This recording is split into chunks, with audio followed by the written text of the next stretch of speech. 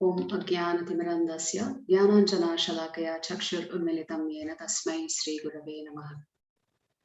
Sri Chaitanya Manobhishtam Stapitam Yena Bhutale Swayam Rupa Kadamahyam Dadati Supadantikam. Vandeham Sri Guru Sri Yuta Padakamalam Sri Gurun Vaishnavamscha Sri Rupam Sagrajatam Sahagana Raghunathanvitam Tam Sajeevam Sadvaitam Savadutam Parijana Sahitam Krishna Chaitanya Devam Sri Radha Krishna Padan Sahagana Lalita Sri Vishakanutamscha.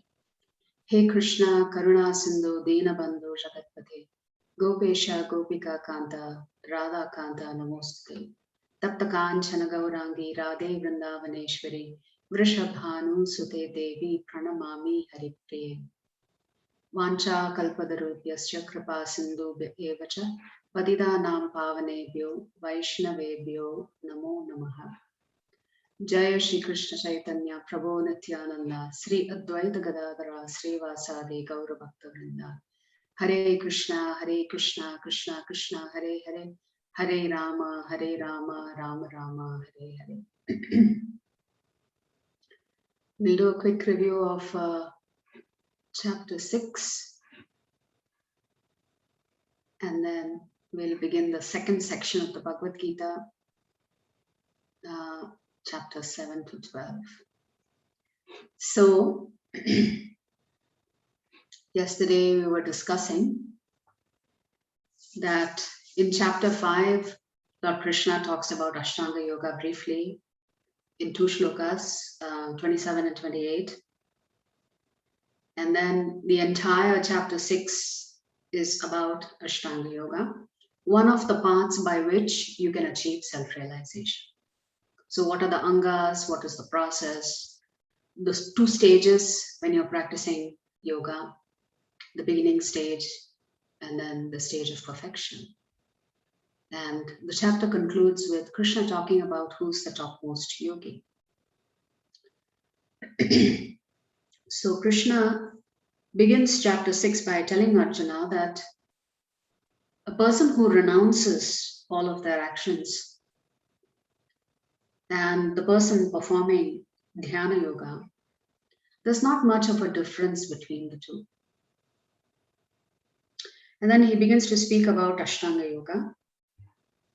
We learned that there are two levels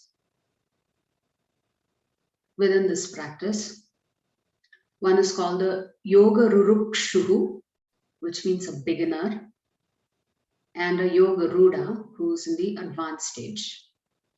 Yoga Rurukshuhu primarily is practicing Yam Niyam, which is all of the do's and don'ts, followed by asana, pranayam, and pratyahar. Pratyahar means withdrawing your senses. Pranayam is practicing breathing, and asana, of course, means practicing the actual physical aspects of it. So these are the 5 of the limbs that a beginner is focused on, the Yoga Rurukshuhu. Whereas the Yoga Ruda is at the upper end, at the culmination of this practice. So they are focused on dharana, dhyana, and samadhi. And Krishna talks about the mind. Krishna talks about how this yoga should be practiced, that one should go to a secluded place. It should be clean. It should be auspicious. One should lay down a deer skin, put a soft cloth, put a kusha grass on top of it. One should make an asana for themselves. It should be not too high, not too low. What should be the sitting posture? The eyes should be focused on the tip of the nose.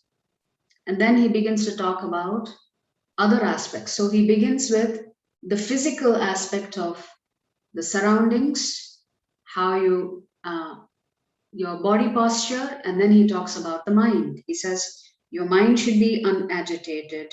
It should be devoid of fear. One should maintain strict celibacy if practicing yoga. And one should meditate on the self. So when Arjuna hears all of this, he protests. He says, wait a minute. You're asking me to control my mind? Mind is just impossible to control, Krishna. And he says, Chanchalam himana Krishna. The mind is obstinate. It is agitated. And it's constantly focused on multiple things simultaneously. And Krishna explains that if you can learn to control your mind can be your best friend.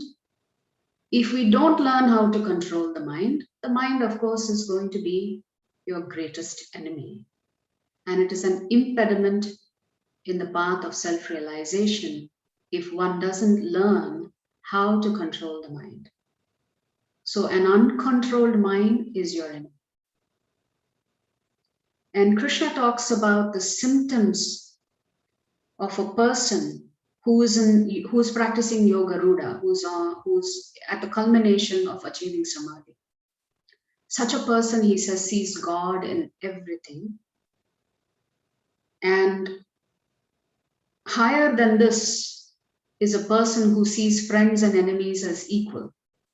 He doesn't draw any distinctions between these terms like friends, enemies, like that. So he has this equal vision with which he sees everything. And Krishna also talks about habits of a person practicing yoga. He should not eat too much. He should not eat too little. He should not sleep too much. He should not sleep too little. He needs to mind his habits, his recreation activities. How does he spend his time? And this, by the way, is not applicable only to those who are practicing dhyana yoga. It is applicable to all of us. If we are on the path of spirituality, we have to mind what we eat. We have to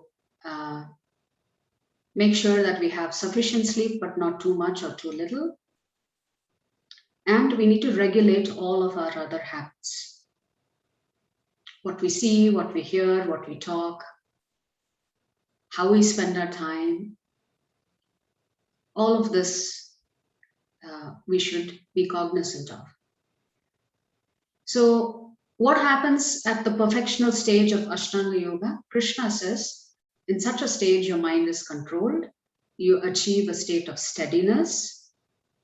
You experience bliss all the time because you relish and rejoice your own self.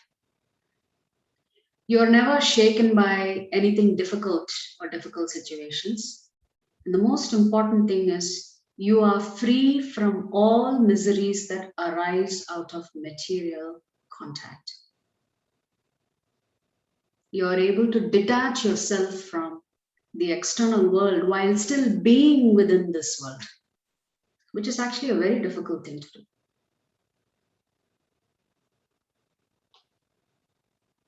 So then, how do you achieve this yoga ruda stage, the topmost form of practicing dhyana yoga? So Krishna says certain things are required if you want to reach the final destination. Determination, faith. One should not deviate from the path once you've taken to that path.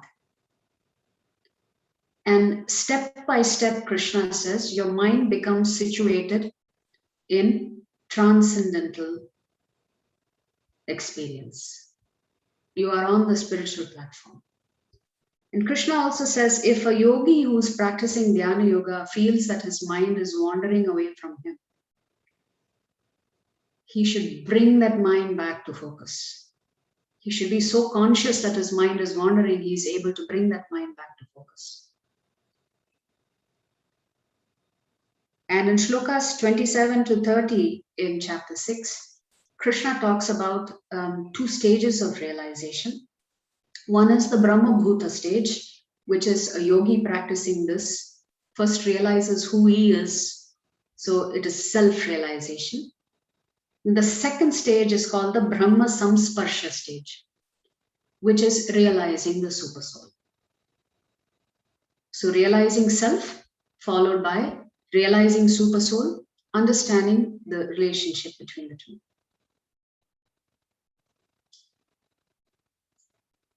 Then Krishna talks about the actions of a perfect yogi. In shlokas 31 and 32, he talks about such a yogi is worshipping the super soul within him. He sees everyone the way he sees himself, and he considers others' happiness and distress as his own.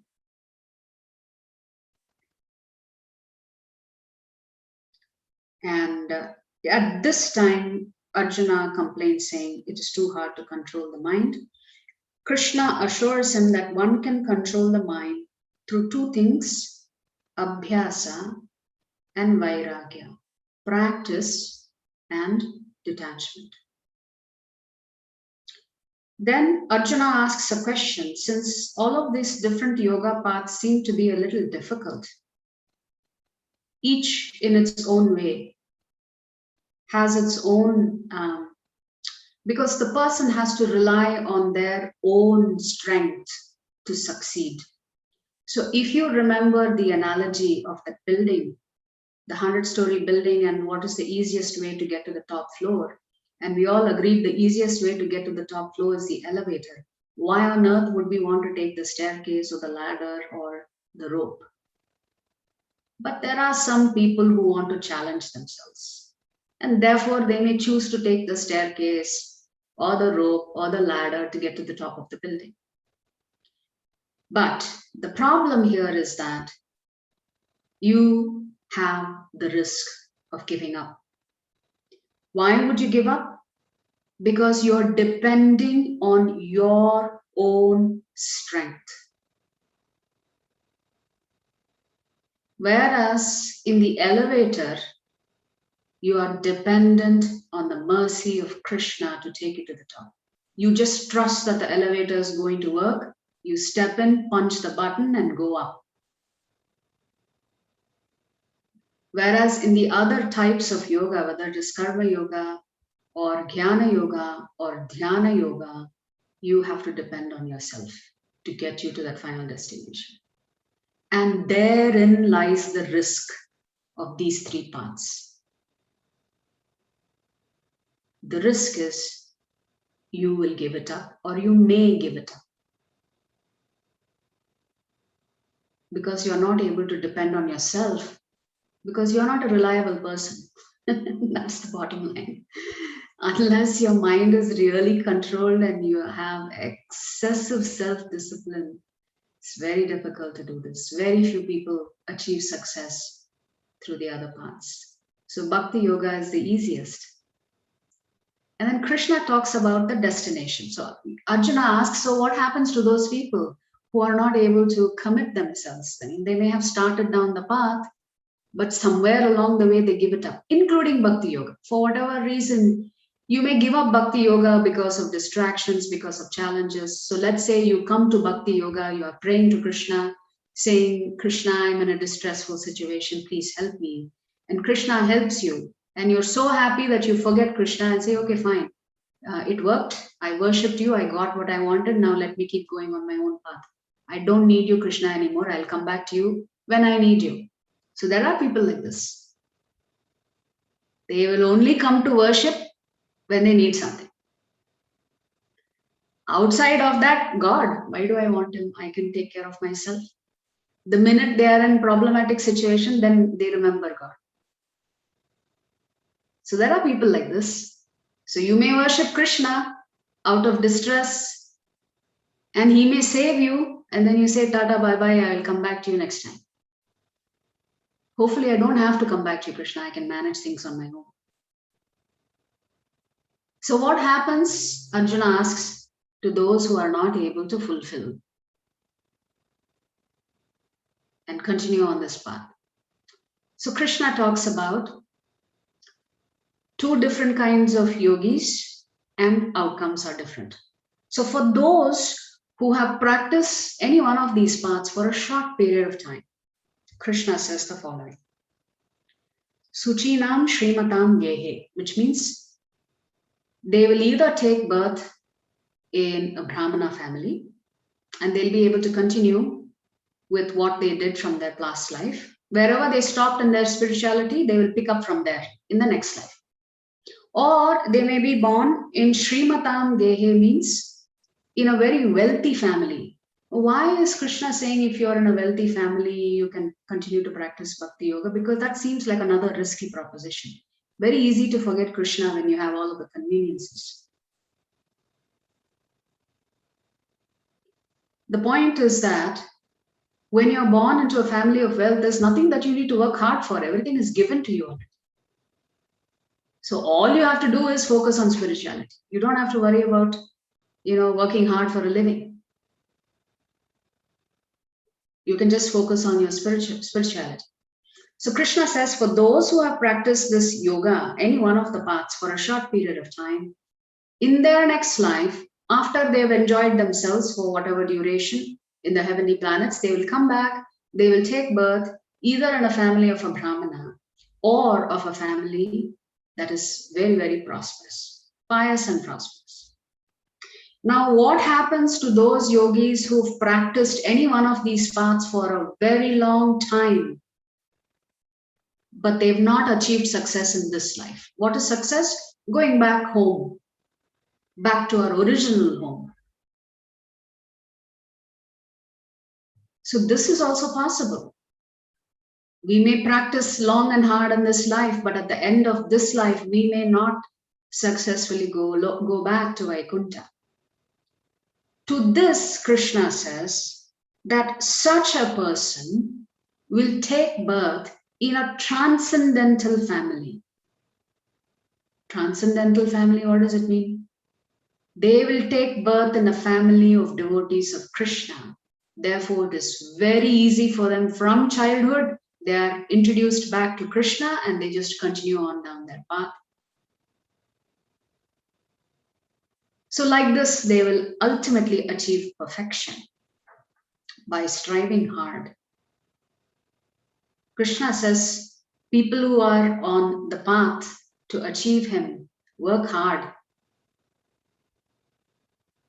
So like this, Krishna says, by reviving their divine consciousness, he becomes a yogi, and with sincere practice, after many lifetimes of perfection, he finally reaches me, Krishna says. So then Krishna also does a comparison. So we have the Jnani, the Karni, and the Tapasvi, or the Yogi, the one practicing Ashtanga Yoga. Among these three, the Nishkama Karma Yoga versus the person practicing Jnana Yoga versus the person practicing Dhyana Yoga, Krishna says the person practicing Dhyana Yoga is the best of the three, is the highest of the three. And then he says, the very last shloka in chapter 6 is as follows. Yoginam api sarvesham madgate nantaratmana shraddhavan bhajate yomam same yukta tamo mataha. So in this last shloka in chapter 6, Krishna introduces his devotee. He says, and of all the yogis, the one with great faith who always abides in me, thinks of me within himself, and renders transcendental loving service to me, he is the most intimately united with me in yoga and is the highest of all. That is my opinion. So Krishna says, but there is a person, there is a yogi that is higher than these three that I've just spoken about. That person is my devotee. What is so distinct about his devotee? They're always thinking about Krishna. They're always trying to offer some seva to the Lord. They're always chanting. They're always listening about Krishna Katha. So this is the topmost yogi, Krishna says. And this sets the stage for the next 7 chapters. So today, we will begin with chapter 7. This will be it. So chapter 7 is titled Jnana Vijnana Yoga. So I have a question for you. What is jnana? What is jnana? Attaining knowledge. Knowledge. Okay. If jnana is knowledge, what is vijnana? Supreme knowledge. Supreme knowledge. Anybody else? What is vijnana?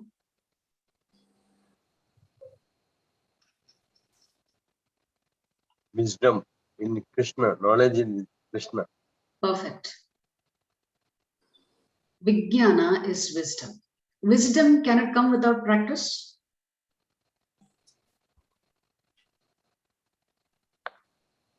Implementing what knowledge you have, right? Only So with wisdom practice. is realized knowledge. Knowledge is just a theoretical thing, correct? Until you experience the results, you don't know. Only with practice. Only with practice. So vijnana is realized knowledge or wisdom. So this middle section of the Bhagavad Gita, chapters 7 to 12, is all about Paramatma, the Supreme Lord Krishna. So in chapter 3, Krishna has offered Arjuna a job. So tell me, when you apply for a job, what all information do you want before you can decide whether you want to take the job or not? What information do you think is important for you to know before you say, yes, I want to take this job? What are the things? Yeah, the job benefits. description, roles and responsibilities and benefits. Roles, The salary. The salary. Salary, yes. What else? Duty, responsibility, and remuneration. Duty, responsibility, and remuneration. Timing of working hours. The boss. Times of Who the boss is. Huh? Who the boss is. Who is the boss? Yes. You want a nice boss. The single word summary for chapter 7 is boss. So Arjuna has to now make a decision. Krishna has offered him a job. Krishna says, work for me. If you work for me, you are under my protection.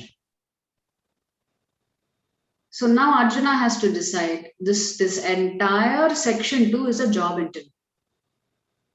Now this is a job interview which is a little bit different. It's not Krishna asking questions. Who is asking questions? The candidate Arjuna is asking questions.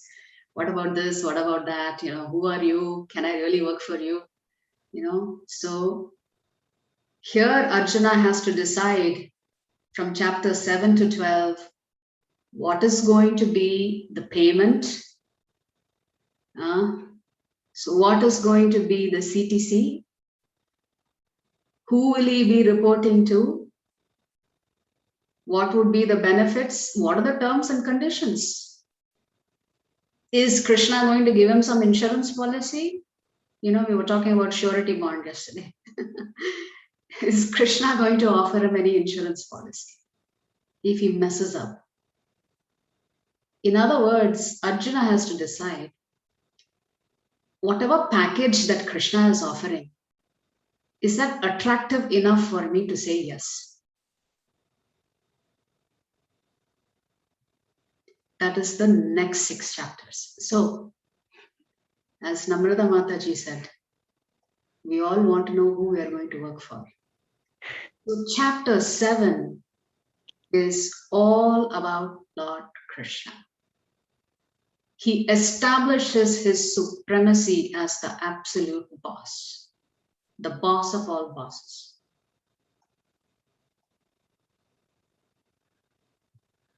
Why is he the boss? He himself explains. He says how he is the owner of everything. His Adibhuta. Then Krishna says he is the controller of everything. Adideva.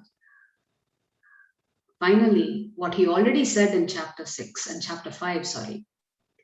Bhoktaram Yajna Tapasam. He is the enjoyer of everything. Adi Yajna. Another name of Lord Krishna is Yajna Purusha. He's known as Yajna Purusha because any and all yajnas that you perform, including to the demigods, the final person who finally accepts that yajna is Krishna. So how does Krishna establish himself as the boss in this chapter? Krishna, along with all of his energies, he's the owner of everything, he's Adibhuta, he's the controller of everything, Adideva, and he's the enjoyer of everything, Adi Yajna. So when Krishna says, I am the supreme boss, automatically all of his energies are also included in that element of being the supreme.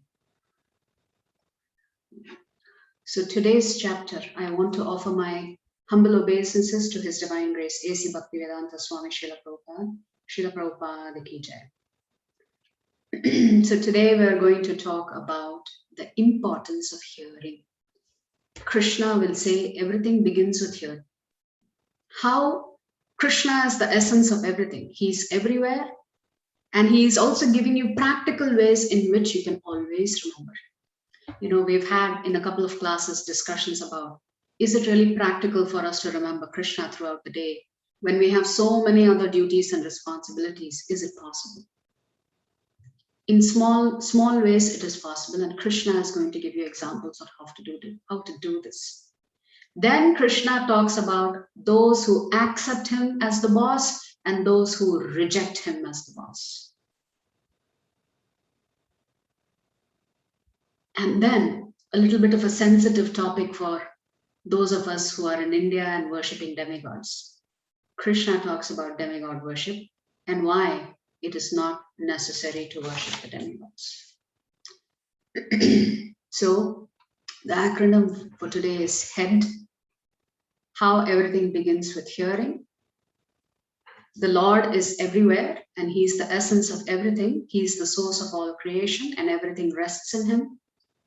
There are two types. Broadly, there are two categories of people. Those who accept Him as the Supreme Lord and those who reject Him as the Supreme Lord. And then we'll come to the topic of demigods. So hearing. Lord Krishna's message is for hearing. I will just read the first shloka. And so shloka 1 begins with Lord Krishna speaking. Shri Bhagavan Vacha Maya Saptak Manah Partha Yogam Yunjan Madashrayah Asamshayam Samagram Mam Yata Jnasyasi Tat Shrunu. The word Shrunu means hearing. So the translation of the shloka is, the Supreme Personality of Godhead said, now hear, O son of Pritha, how by practicing yoga in full consciousness of me, with mind attached to me, you can know me in full, free from doubt. Please do try and read the purport to this shloka. Prabhupada has given a wonderful explanation of what the shloka really means. And he has quoted shlokas from Srimad Bhagavatam to explain the process of progress on this path where everything begins with hearing. Our Shastras say that the very first sense organ to develop in the womb is hearing. So the embryo in the womb can hear. And the very last sense to leave your body as you are, as the soul is exiting the body, is your sense of hearing. So there are vibrations in words and sounds. Therefore, we say, even when the child is in the womb, just like Prahlad Maharaj in the womb, although Narada Muni was speaking about the Bhagavatam to Kayadu, she falls asleep. But who is intently listening to Narada Muni while in the womb? Prahlad is listening to Narada Muni while he is in the womb. And he's relishing the nectar of the Lord, hearing about the Lord. So he accepts a guru without even seeing him. Prahlad Maharaj has a guru even before he's out of the womb. The power of hearing. So good transcendental sound vibrations have an impact and influence on your consciousness.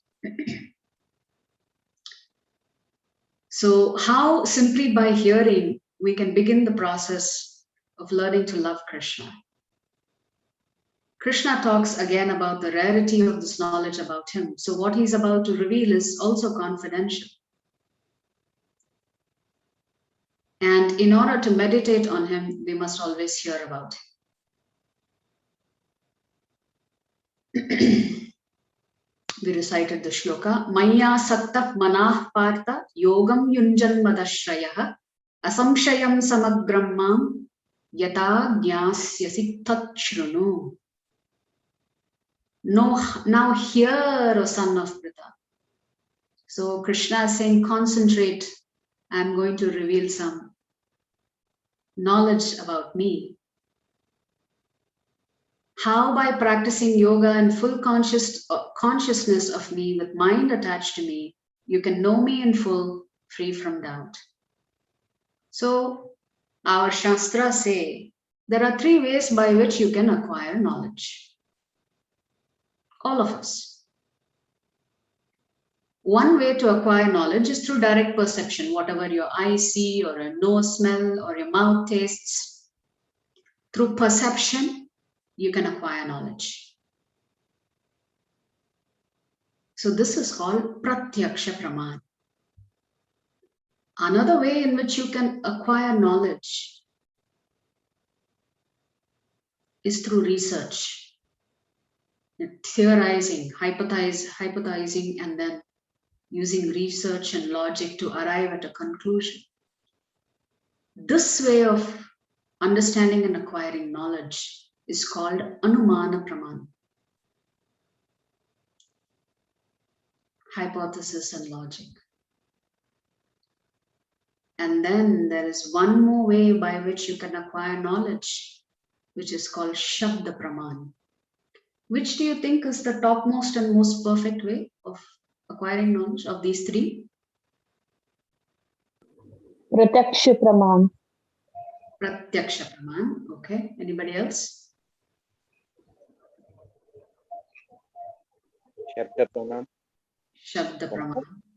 Anyone else? What do you mean by deductive knowledge, Mataji? I will explain here in a minute.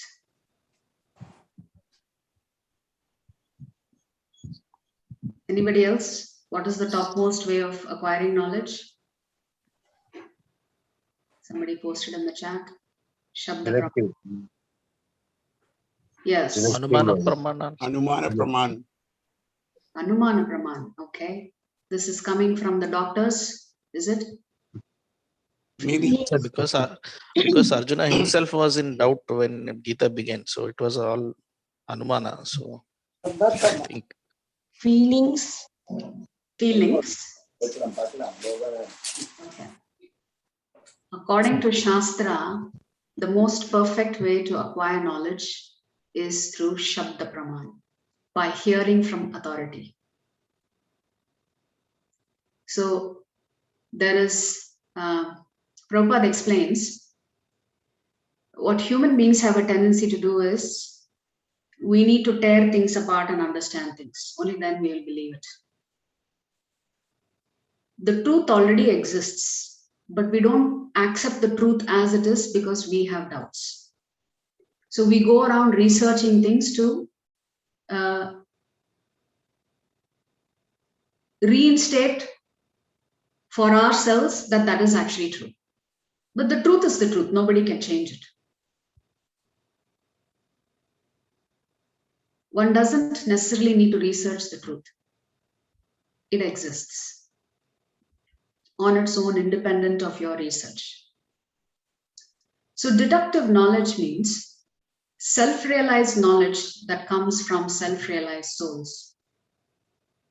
So this knowledge is considered to be pure, which is why in our culture, Guru Parampara is important.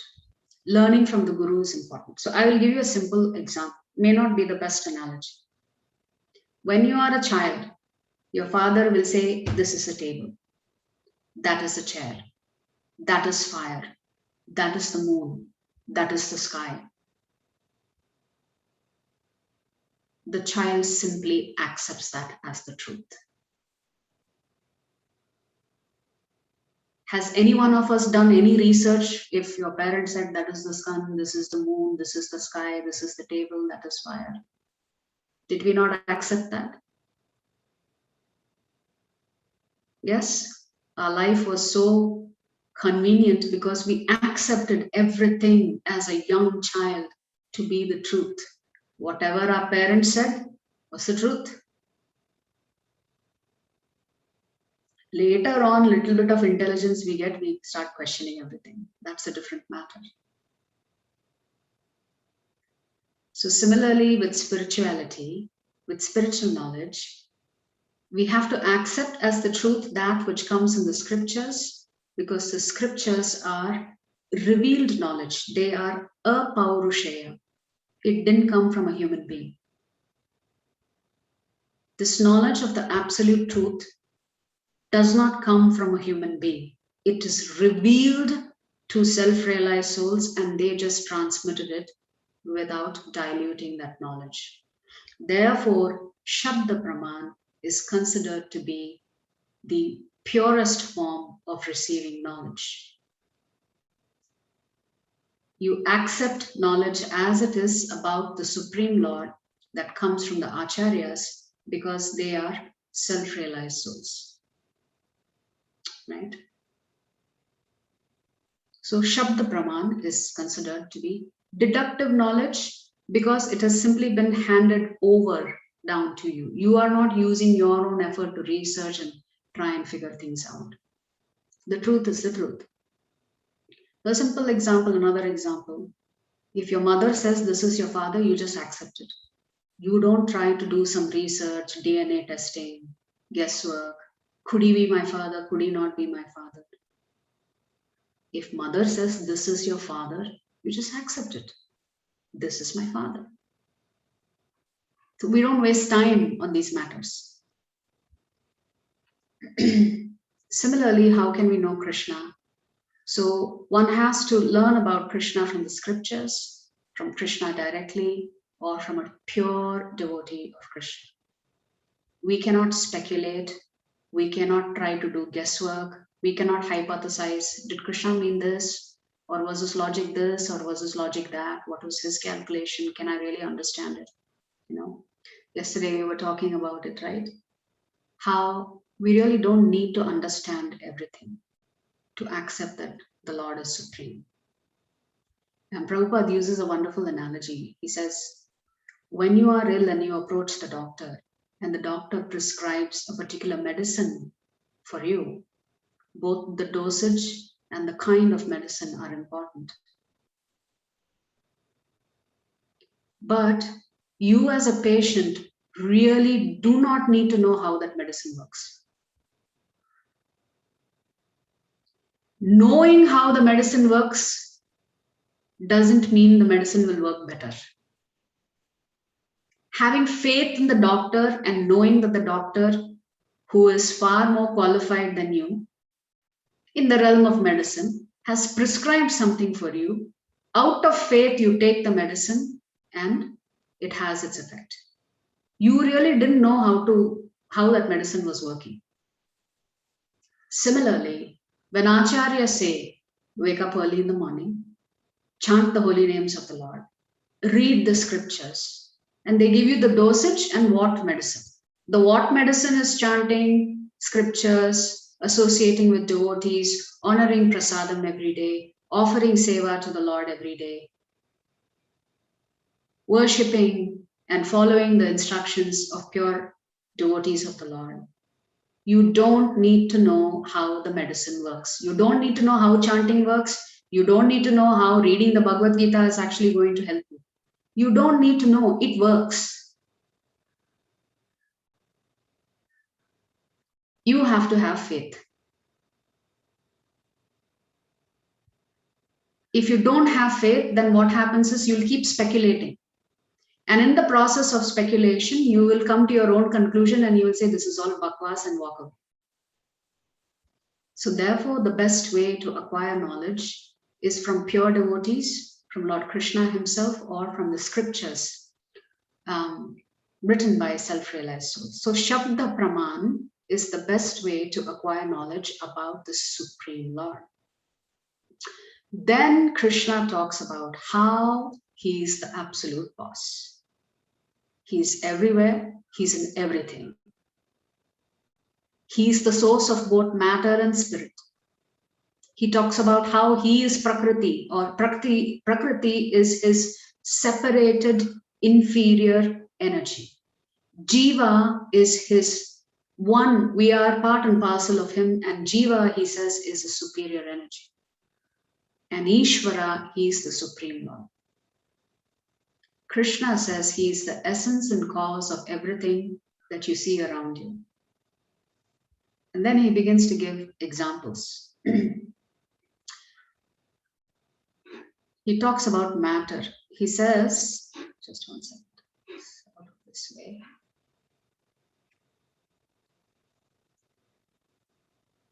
The reference to the shloka number is actually incorrect here. Bhumirapo nalo vayuhu kammano buddhirevacha ahankaram mitiyam me bhinna prakritirashtada. Krishna says, earth, water, fire, air, ether, mind, intelligence, and false ego. Altogether, these 8 constitute my separated material energies. What does a separated material energy really mean? So Prabhupada uses a simple example. We take milk from the cow every day. That milk was of the cow. It was produced by the cow. But that milk can be considered the separated energy of the cow that we partake of. So the Lord is similarly saying everything, earth, water, fire, air, ether, mind, intelligence, and false ego, all together, these 8 elements constitute my separated material energies. Which means all of this is him in separation from him. Then he talks about the jiva. So first he's talked about prakriti, the separated energy. Now he talks about the jiva. Pareyam mitastvananyam prakritim viddhi me param jiva bhutam mahabaho yayedam dharyate jagat. Besides these, O mighty Arjuna, there is another superior energy of mind which comprises the living entities who are exploiting the resources of this material inferior nature. So what is he saying?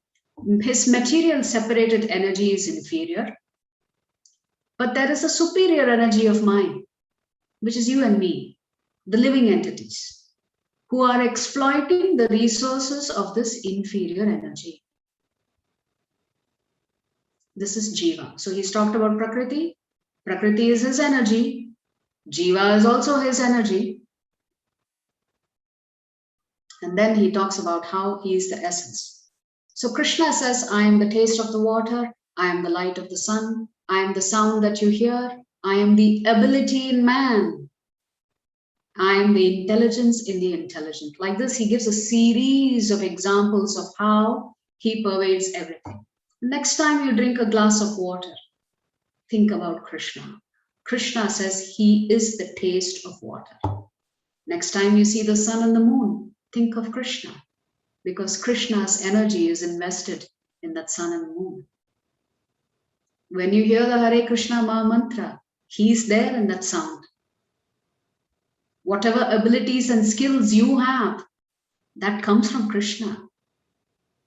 That's a gift to you from Krishna. Whatever intelligence that you have, that is also coming from Krishna. So Krishna is giving these series of statements saying how he is the source of everything. And then he says, he is the source of everything, but he is unseen. Mattah parataram nanyat kinchidasti dhananjaya mai sarvam idam protam sutre manigana iva. Krishna says, O conqueror of wealth, O Dhananjaya, there is no truth superior to me. Everything rests upon me as pearls are strung on a thread. You see this necklace, you really can't see the thread, you only see the pearls. Krishna is saying, I'm that thread, I am invisible. But everything is resting on me. That you should know. You may think this is just an accident, Big Bang theory, nobody's really behind this creation. The word creation itself suggests that there is a creator.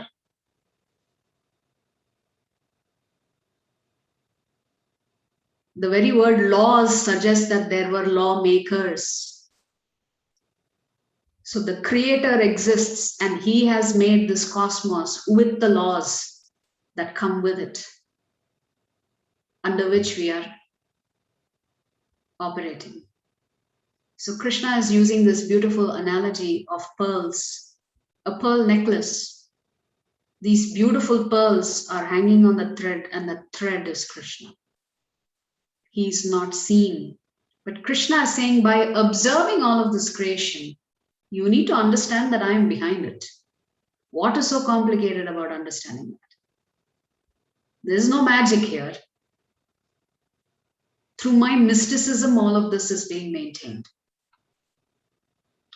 Now we come to a critical portion of the chapter where Krishna talks about those who accept him and those who reject him.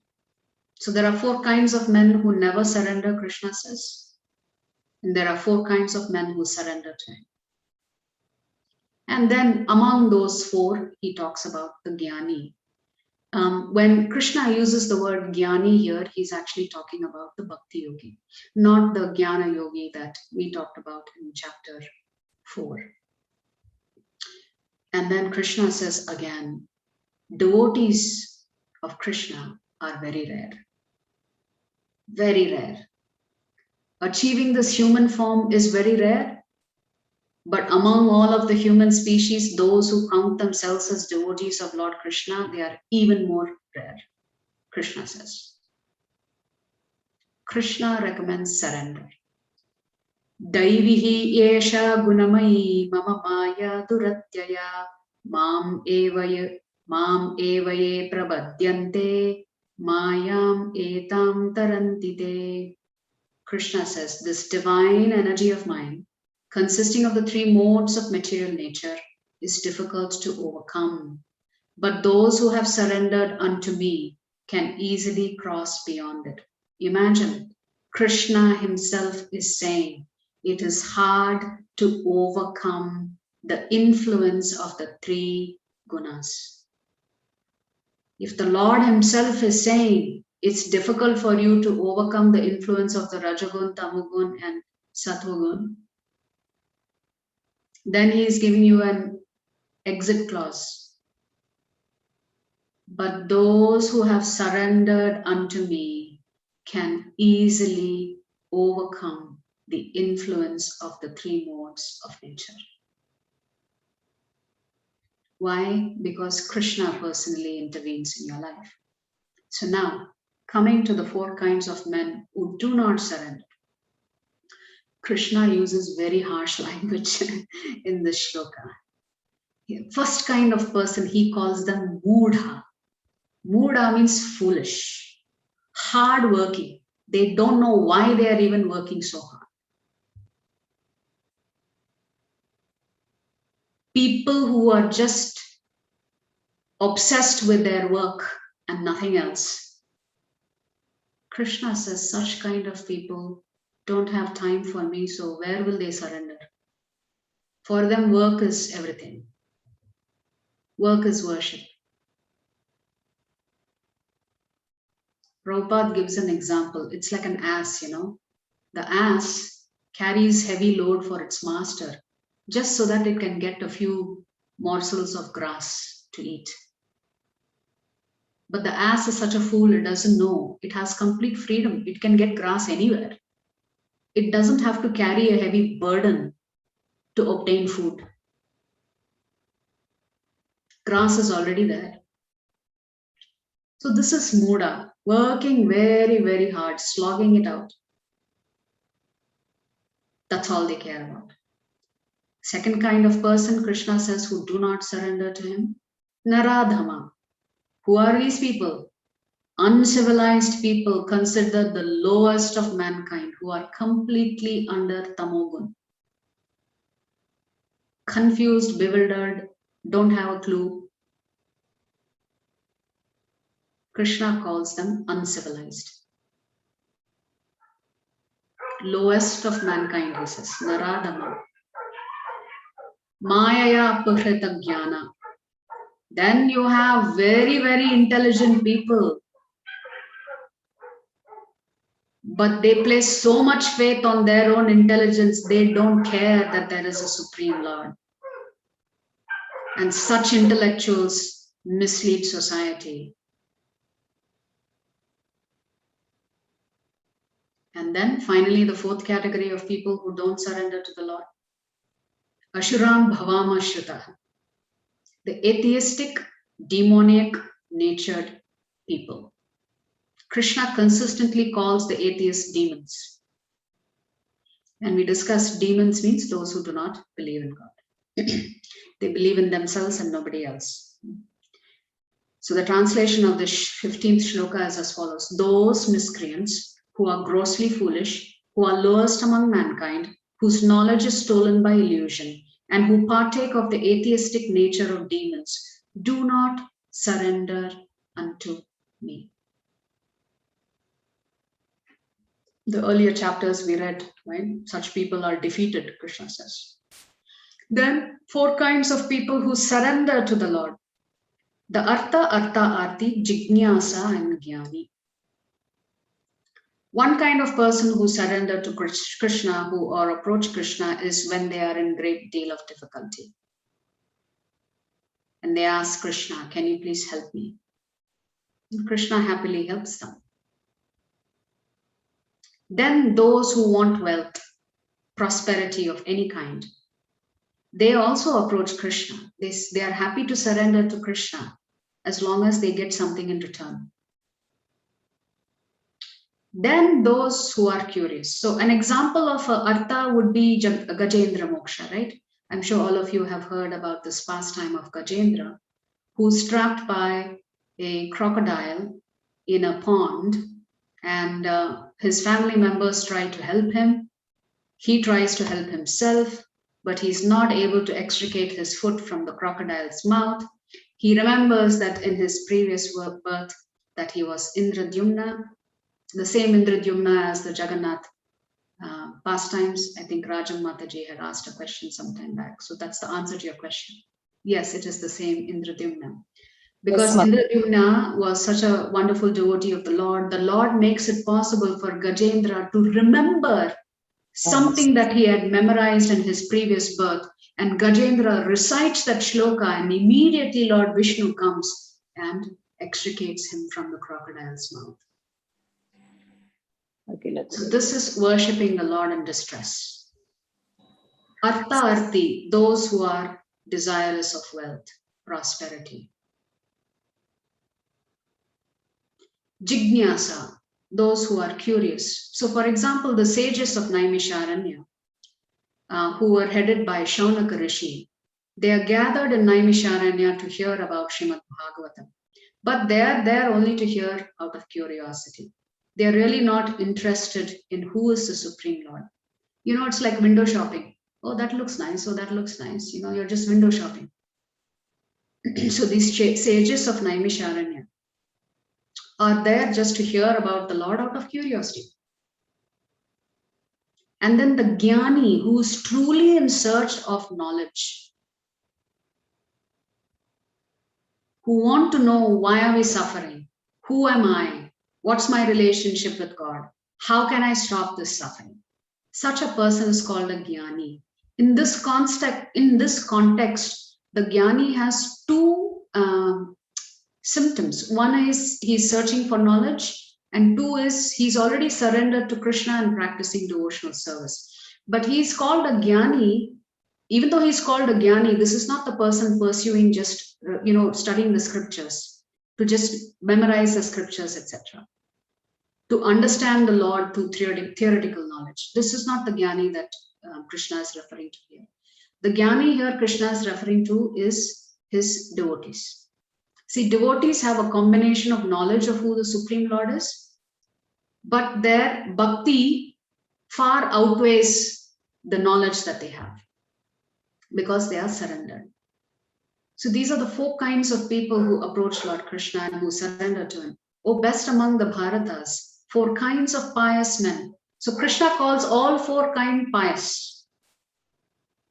All 4 are pious. Even someone may just be curious.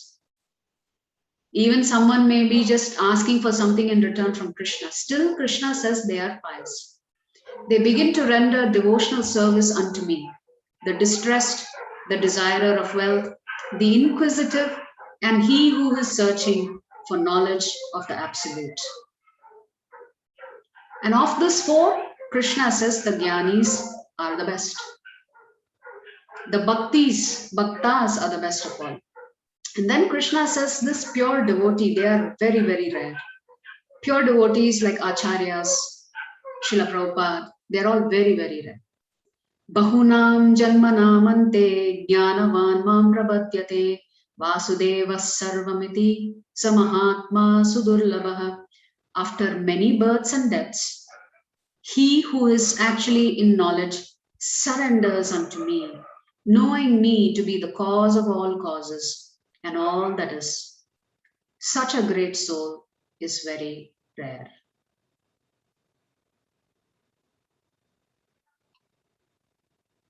Now comes the topic of demigods. The question could be, why, even after reading the Bhagavad Gita, why everybody is not worshipping Lord Krishna?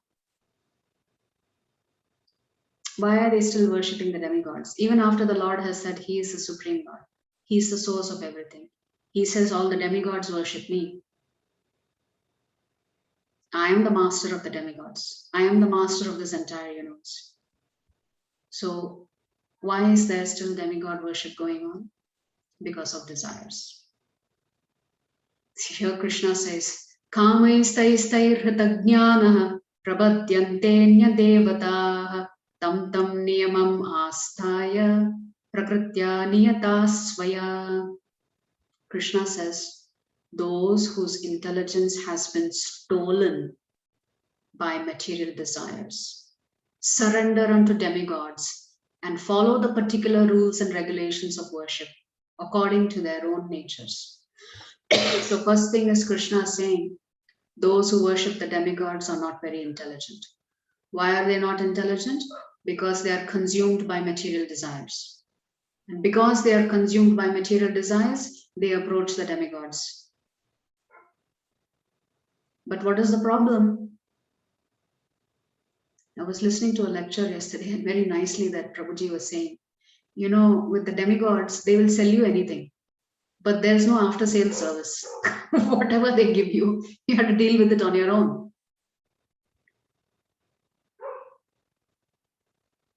So whatever the demigods give you is temporary. And if you worship the demigods, you will go to the planets of the demigods and perhaps become a demigod yourself. If you've accumulated sufficient pious credits, you can apply for one of the posts, because all of these demigods are job descriptions. It's a title, it's a post. So when we say Brahma, Or when we say Ganesh, it is not one person. It's whoever is occupying that post. And like this, there are billions of Brahmas because there are billions of Brahmandas. Each Brahmanda has a Brahma. So Krishna is saying those who are less intelligent, their intelligence has been stolen, he says, by material desires. They worship the demigods.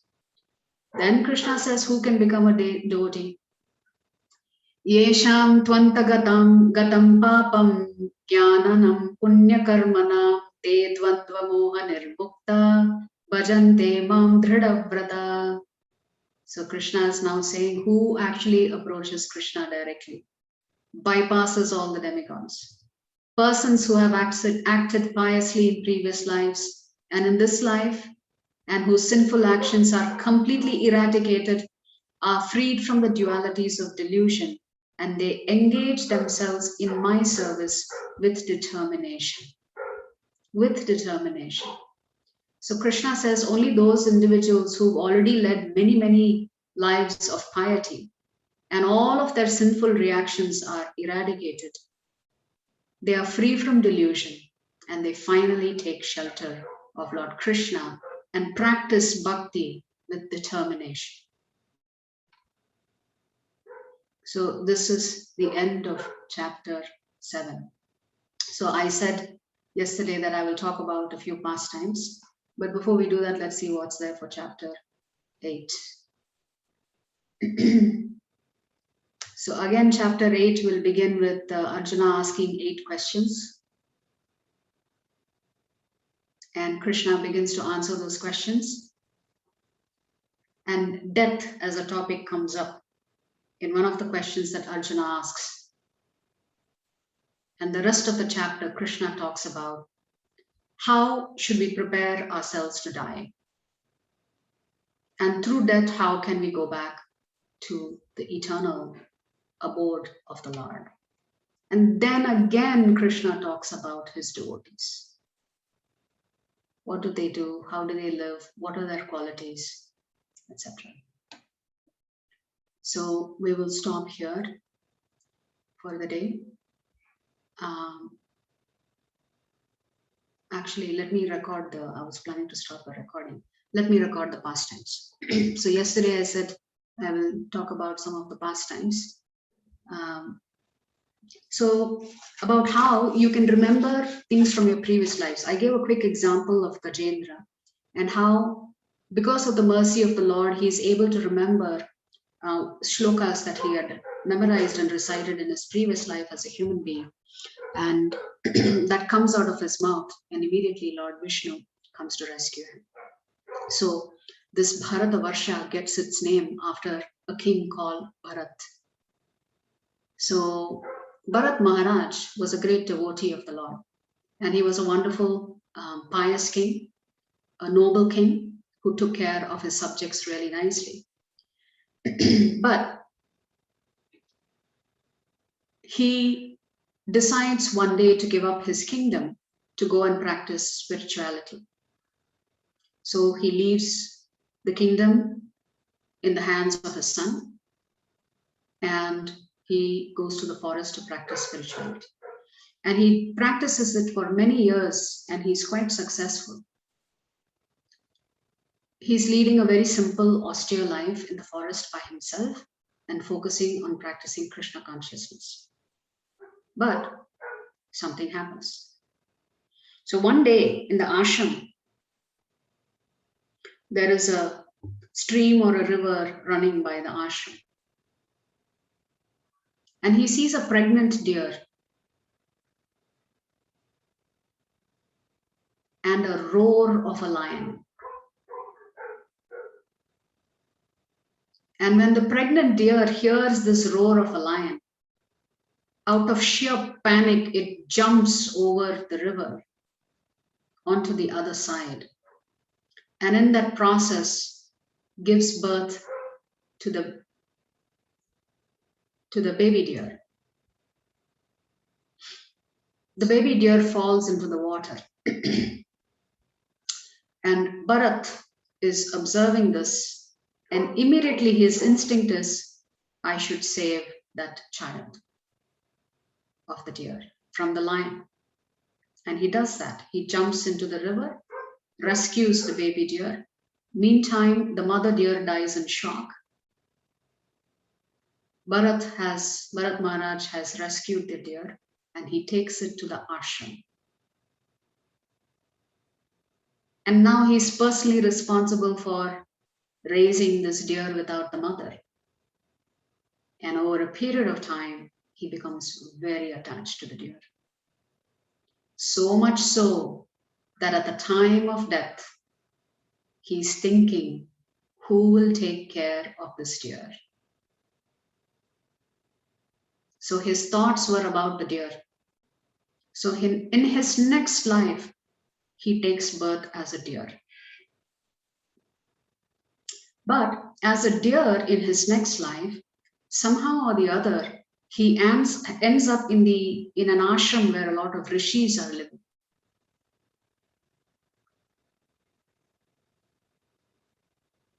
And in that deer body, he remembers that in his previous life, he was actually a human being.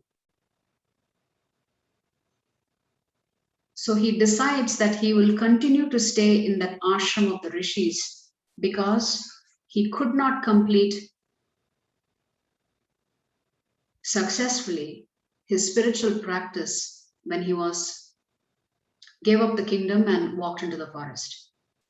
So in his next birth, he's taken the birth of a human being again. He is born into a pious Brahmana family. He's born self-realized. This time he is called Jada Bharat. Jada Bharat means someone who's unkempt, unclean, like an avadut, completely renounced. But as Jada Bharat, he is able to remember both his previous life as a deer and his prior life as the king, and how he lost the opportunity to go back to the spiritual abode because of his attachment to that deer. So because of the Lord's mercy, he's able to remember this. So what does he do? He says, in this life as Jada Bharat, I am not going to take any chances. So the word Jada means deaf and dumb. So even though he knows how to speak, he can hear very well, he's completely self-realized. Externally to the rest of the world, he acts like he is completely deaf and dumb, and he stays away, he distances himself from day-to-day material interactions with other human beings. So outwardly, he looked unkempt, dirty. Internally, he was an elevated being. And by practicing bhakti like this as Jada Bharat, he attains perfection and goes back to the spiritual world. So to the question about whether one can remember our past lives, if the Lord wants you to remember it, remember the Lord says he gives remembrance. If the Lord wants you to remember it, he will give you the opportunity to remember it. So you can come back to the path of Krishna consciousness. So I have three more very short pastimes. All of us know who Vallabhacharya is, one of the great acharyas. Do you know who is Vallabhacharya? One of the great Vaishnava acharyas. But actually, Vallabhacharya was a great devotee of Lord Shiva. He didn't have any material desires, but he would worship Lord Shiva exclusively and not ask for anything. Finally, Lord Shiva appeared to him and he said, you've been worshipping me for so long. What can I give you? Shiva is known as Ashutosha. He's very pleased with sincere worship. So when Lord Shiva appears to Vallabhacharya, Vallabhacharya asks something unique. he doesn't have any material desires, but when Lord Shiva appears in front of him, he says, "My dear Lord, what is it that you hold precious?" Now, what's his question to Lord Shiva? "My dear Lord Shiva, what is it that you hold precious? Can I get that?" That is what Vallabhacharya asks for. And Lord Shiva is so happy to hear this question. Lord Shiva tells him, "For me, the most precious thing is chanting the names of Lord Hari." And he initiates Vallabhacharya in the chanting of the holy names of Lord Hari. And then Vallabhacharya becomes a great Vaishnava Acharya. Because he got this gift of being initiated into the holy name by Lord Shiva. Lord Shiva says that he is always meditating on and chanting the names of Lord Ram. Lord Ram is another name for Lord Krishna. So Lord Shiva told Vallabhacharya, "I experience greatest bliss when I'm meditating on Lord Krishna. That is my most precious possession. And this possession can be shared with anybody and everybody." And this is how Vallabhacharya becomes a Vaishnava saint, although originally he was a great devotee of Lord Shiva. Similarly, there was another devotee by the name Chandidas. Chandi is another name for goddess Durga. Chandi Devi, she's known as. So this Chandidas was a great devotee of Devi. And he would worship her every day, exclusively, but without any material desires. He just focused on Devi worship. And his brother happened to be a devotee of Lord Krishna. He was a devotee of Devi, and his brother was a devotee of Lord Krishna. So one day, his brother gives him flowers to offer to Devi. But unknown to Chandidas, what his brother had done while he was plucking the flowers from the plants, he had mentally offered it to Lord Vishnu. The mentally offered flowers to Lord Vishnu, he comes and gives it to Chandidas. And Chandidas offers these flowers to Devi in his worship. And immediately Devi comes out of her deity form, feeling ecstasy. And Chandidas asks her, "Hello? All these years I've been worshipping you, you didn't come all this time? Today, why have you come?" He asks Devi, "Why did you make your appearance all of a sudden? I've been worshipping you for so long." And Devi tells him, "The reason I'm so happy is because I got Mahaprasad." What is Mahaprasad? Something that is offered to Lord Vishnu, Lord Krishna. Even the demigods are hankering for this prasad. So Devi says, "You offered me Mahaprasad, how can I not come out and give you a benediction?" The benediction that she gives Chandidas, "Be a great devotee of Lord Krishna." And eventually Chandidas also becomes a Vaishnava. And I was listening to one of the preachers yesterday, and he was saying that Chaitanya Mahaprabhu used to read some of the verses composed by Chandidas on Bhagavan Sri Krishna. He was a great Vaishnava poet. There is another personality called Keshav Kashmiri, who actually interacts with Chaitanya Mahaprabhu. Keshav Kashmiri, 500 years ago, was known all across Bharatavarsha as a great Pandit, very well versed in scriptures. He was a great devotee of Saraswati knowledge, right? And he would go around all of India defeating all the various Pandits. So he was known to be very supreme in the knowledge of the Vedas. But then he comes across Chaitanya Mahaprabhu. He comes to Navadvip Dham. Chaitanya Mahaprabhu is still just 14 years old. We said that Chaitanya Mahaprabhu is none other than Lord Krishna. So in Navadvip, Chaitanya Mahaprabhu was also known for his scholarly prowess in the Vedas, his mastery over grammar and logic and other things.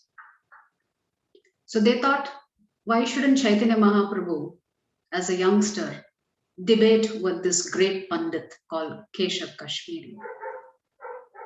And they debate. And one of the competition there is impromptu verses to be created glorifying the Lord, Sanskrit verses. And they do that. Kashmiri Pandit does that. And Chaitanya Mahaprabhu points out the couple of mistakes that he makes in his composition, in his impromptu composition. It was a lengthy composition of 100 verses. Chaitanya Mahaprabhu listens to it very quietly. At that time, he was known as Nimai Pandit. He was not Chaitanya Mahaprabhu yet. He was known as Nimai Pandit. And he points out two mistakes that Keshav Kashmiri makes in his composition. And at that time, Keshav Kashmiri surrenders to Nimai Pandit and says, you are greater than me. That you are able to pick out a mistake that I have made. And he also becomes a Vaishnava. He surrenders eventually and he also becomes a Vaishnava. So if you come in touch with a devotee, a pure devotee, then your life can completely change. It can be transformed because Krishna showers his mercy on you through his devotees.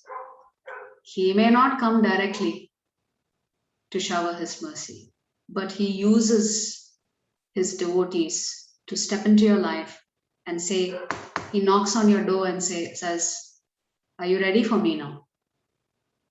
Are you ready to take my shelter? Are you ready to surrender? So, do you want to work for me? Up to us if you want to say yes. The choice is ours.